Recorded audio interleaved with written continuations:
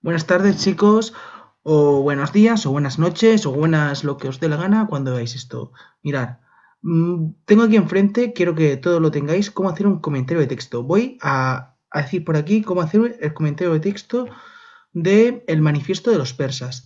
Ya sabéis que esto del comentario de texto es como los culos, cada uno tiene su favorito. Más o menos sería eso. Es decir, yo os he dado unas pautas que se cumplen casi en todos los comentarios de texto, pero a lo mejor el año que viene, que vaya a Almería, pues podéis ver que hay alguna modificación. No va a haber grandes modificaciones, porque todo esto lo que, la primera parte, esto lo que es decir, histórico jurídico, histórico circunstancial y demás, la naturaleza, esto lo vais a hacer en todos.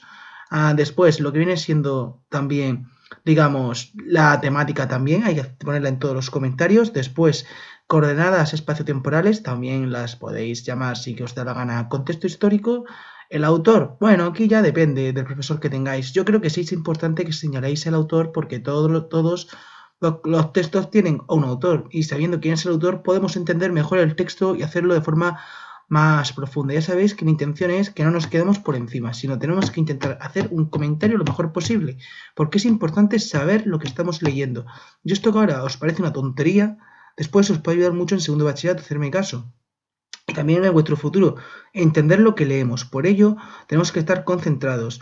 Y yo os aconsejaría incluso no escuchar música y saber un poco el tema que estamos tratando. Es decir, si yo os doy el manifiesto de los persas y no nos sabemos el tema, nos enteramos de la misa a la mitad. Siguiendo, por ejemplo, el punto es de vocabulario. Yo he puesto que digáis vocabulario.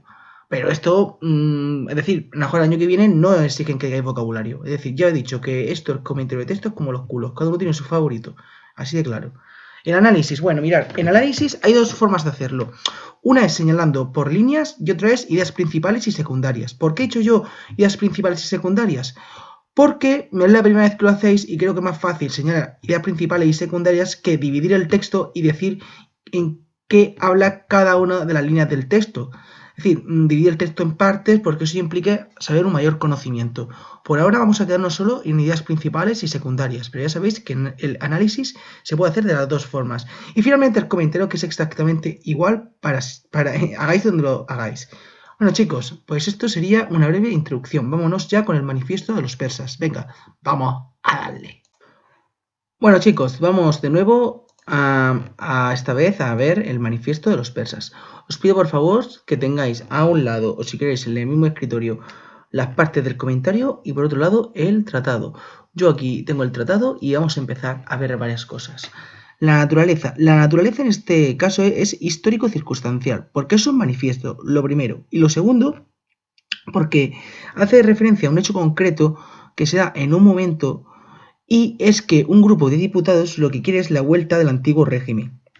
Respecto al, digamos, lo que viene siendo la temática, al tratarse de que quieren que vuelva el antiguo régimen y abolir la Constitución de 1812, podemos decir que es variada, pero principalmente es política. ¿Por qué es política? Porque daos cuenta que una constitución abarca aspectos económicos, políticos, sociales, culturales, religiosos. De hecho, mirad, una cosa tan como el estado de alarma que tenemos hoy día en España, fecha 21 de marzo del 2020, eso está contemplado en nuestra actual constitución.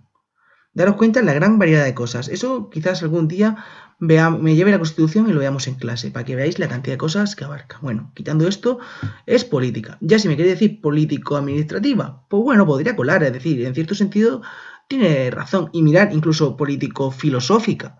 En cierto sentido, lo que quieren es la vuelta al antiguo régimen, desechar todos los ideales de la Revolución Francesa.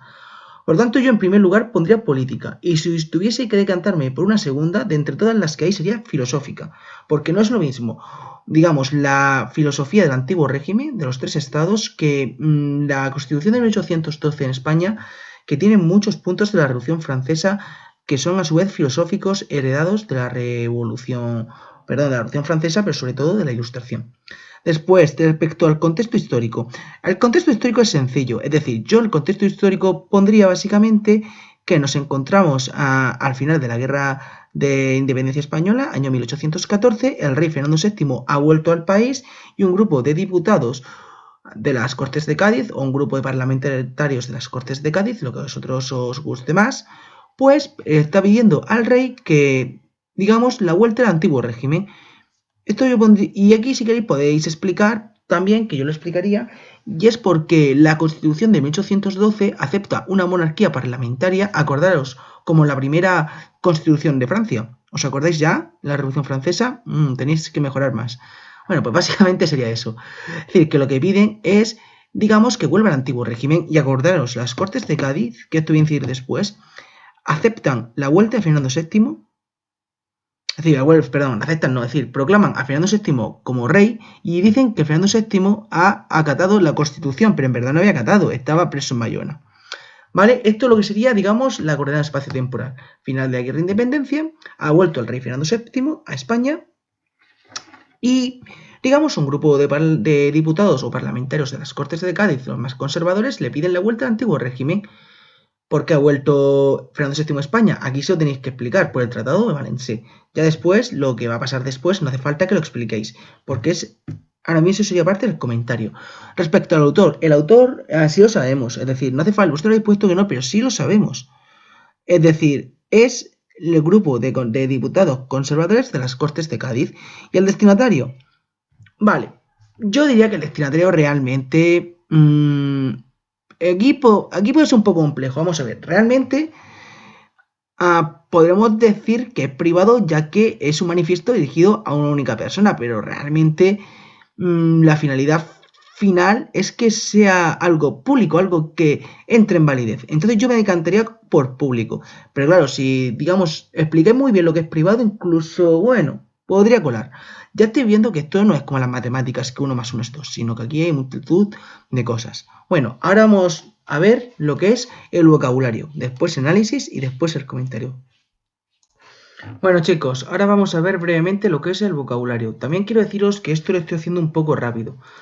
No quiero detenerme mucho en los pormenores, así que si cometo algún error, me falta algo, es posible que me pueda faltar algo respecto al vocabulario, pero espero que no, ya que esto se puede hacerlo lo más sencillo posible. Mirad, yo pensándolo bien, yo aquí destacaría 2 palabras fundamentales. Podemos destacar muchas más, pero yo destacaría sobre todo 2, que es monarquía absoluta y constitución. Son las 2 palabras que tenemos que definir. ¿Qué es la monarquía? Porque es que básicamente el texto va de eso, es decir, de la confrontación entre la monarquía absoluta y las Cortes de Cádiz, que han proclamado la Constitución. Y si queréis también, bueno, vamos a poner también el Congreso porque no es lo mismo. Venga, el Congreso. Primero, monarquía absoluta. Pues todos sabemos lo que es la monarquía absoluta, ¿no? Una monarquía absoluta es un sistema político en el cual todos los poderes los tiene el rey, el poder legislativo, el ejecutivo y el judicial, y el rey ha sido elegido por derecho divino. Esto es una así un poco burda, se podría explicar mejor, pero básicamente sería eso, lo que es una monarquía absoluta, ¿vale?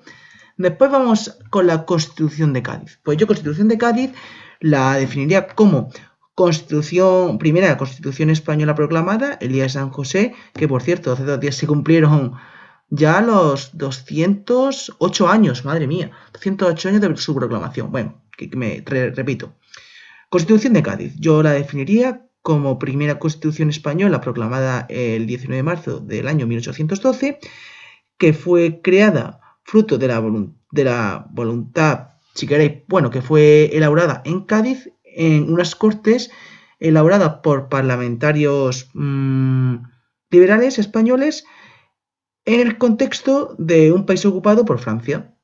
Es una constitución en la cual se establece la separación de poderes, se establece una monarquía parlamentaria y multitud de libertades, por ejemplo, la libertad de imprenta, etc. También se suprimen los gremios y también, digamos, podéis decir que se establece como religión oficial el catolicismo, ya que era muy importante contar con el apoyo de la Iglesia. Acordaros, esto es súper importante, sobre todo para cuando veamos guerra civil.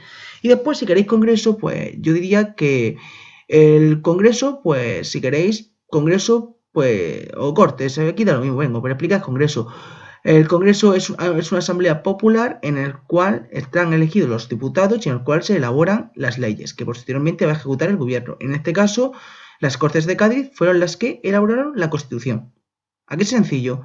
Perdonad si lo estoy haciendo un poco rápido, pero no es lo mismo explicarlo así para que lo entendáis que escribiéndolo.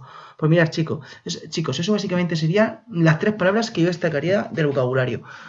maestro, se pueden destacar muchas más, no voy a mentir. O sea, de aquí se puede hacer una tesis doctoral. Es decir, aquí puedes estar trabajando, investigando 4 años y de este manifiesto se han escrito libros, artículos y un montón de cosas.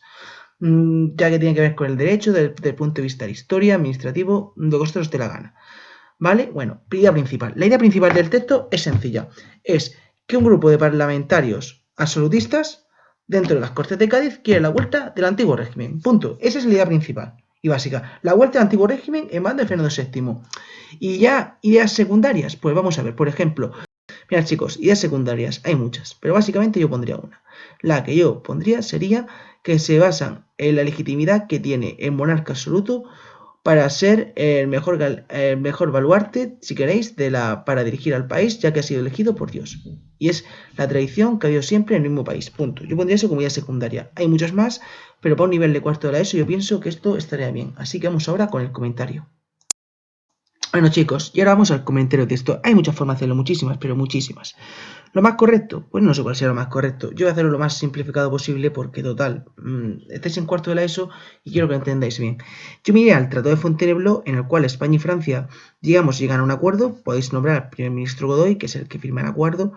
Digamos, el nombre del rey, que es el que se llevan para negociar, en el cual es del año 1807. Esto es todo muy importante, reflejar las fechas.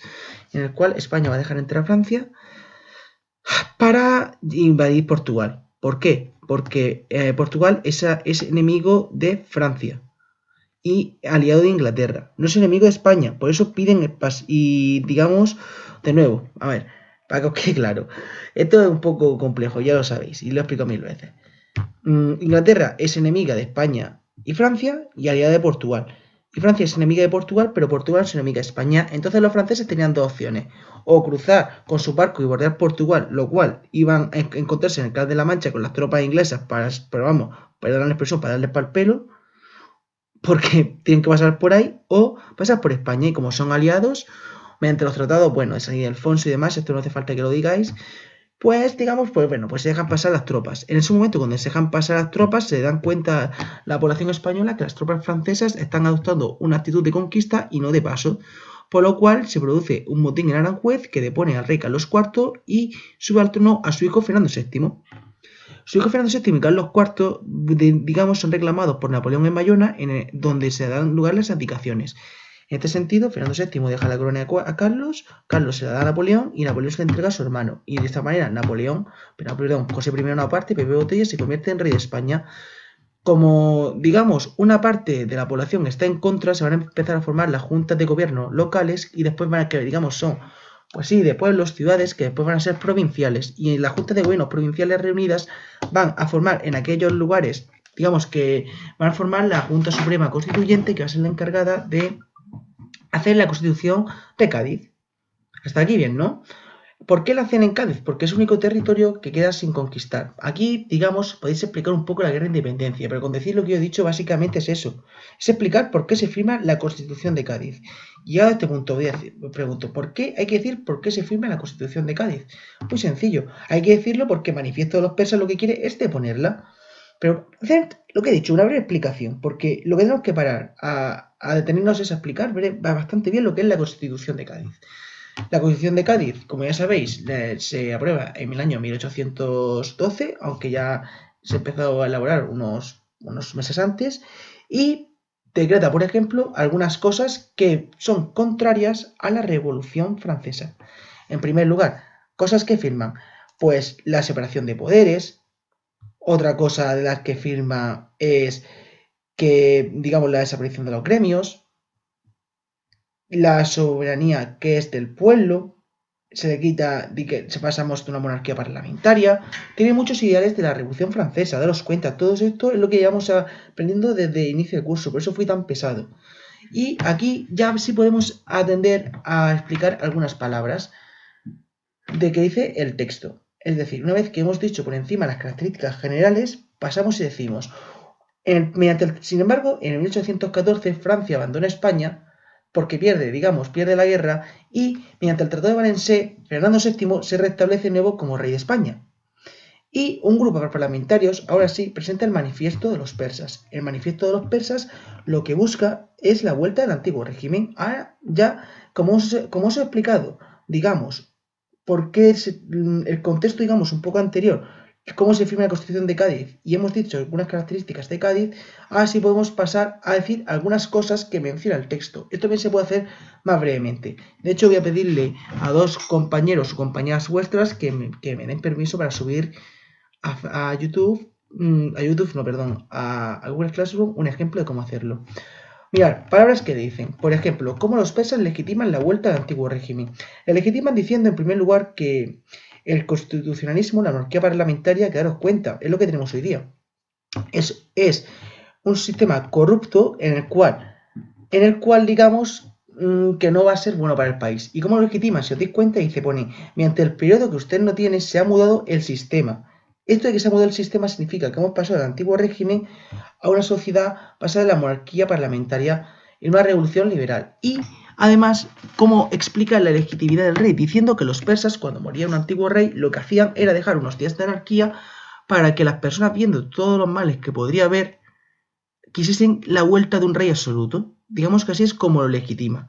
Ahora, aquí, tenemos que decir que tras explicar esto, básicamente, que es lo que he dicho también al inicio del texto, Fernando VII, mediante el decreto del 4 de mayo, voy a buscarlo ahora mismo, pero es el decreto del 4 de mayo, si no me equivoco, decreto del 4 de mayo, a ver, decreto del 4 de mayo, perdonad que todo esto son cosas del directo.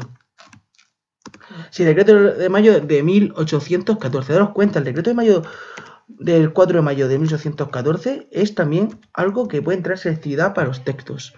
Vale, pues digamos que mediante este decreto, Fernando VII establece de nuevo el antiguo régimen en España. Y ya si le queréis sacar matrícula, decir lo siguiente. Sin embargo, la situación que vive España no es anormal, sino que es la normalidad dentro de la Europa de este momento, porque por estas fechas comienza el Congreso de Viena.